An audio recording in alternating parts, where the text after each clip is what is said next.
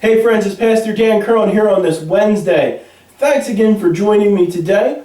Today we're going to be talking about these last few verses in the book of Daniel. We're taking a look at Daniel 12, verses 5 through 13. And as always, you know that scripture can be found down in the description of our video. So if you haven't had a chance yet, go ahead and pause the video, read that scripture, and join me here for a couple final words. Now, today Daniel stands in the presence of angels, and he listens to their prophetic words. And when asked how long it's going to be before these prophetic events that we discussed yesterday will come to pass, the answer is given to him as a time, times, and a half a time. Now that equates again to a period of 3.5 years. And that 3.5 year period represents the final 3.5 period of the tribulation, and we also call this the Great Tribulation. If that sounds familiar, it's because we've talked about it many times before in the book of Daniel. Now the holy people in verse 7, they represent the Jewish people. And we know that Israel is going to be broken. They're going to be tormented by the Antichrist. And that's ultimately going to lead them to accept Jesus as their Messiah. They'll see him as the Messiah. And that's what's going to usher in the second coming, the return of Jesus, and end the tribulation period. But it appears Daniel couldn't understand this, and I really don't blame him. I mean, if angels showed up and gave me all of this information, it would be very hard to understand even if you believe it. So he asks about the ultimate outcome, and he's again told how important these words are, that they must be sealed, protected, preserved for future generations. And as the book comes to the close, we see a final timetable explained. At the midpoint of the tribulation, we know the Antichrist will set up an abomination of desolation in the temple.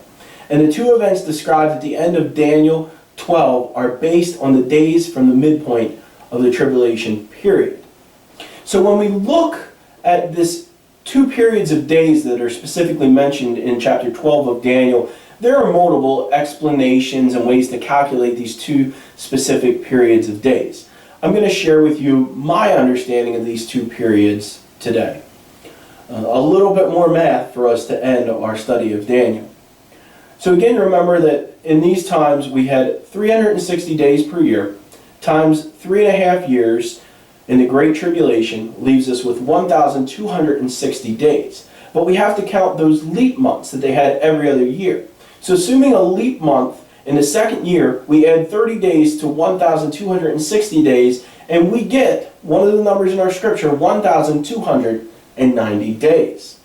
Therefore, the 1,290 days from the midpoint of the tribulation can be understood to be the return of Christ and the end of the Great Tribulation. It's exactly what we would expect to find, confirmed by these numbers in the book of Daniel. Now the second number, if we take 1,335 days and we subtract off the 1,290 days, we're left with 45 days. Therefore, many scholars assume that this 45-day period will be used as a time for Christ to judge the nations, as is prophesied in other scriptures, and establish the beginning of his millennial kingdom, his 1,000-year reign on earth. Friends, it has been a wonderful journey that we've been on, and the journey's not over yet. Tomorrow, or on Friday, I want to come back and I want to share with you a couple wrap-up thoughts from our study on the book of Daniel, and a little preview of what's to come over the next weeks with daily devotions. So I hope you'll return on Friday and join me for our daily devotions. Until then, do no harm, do good, stay in love with God.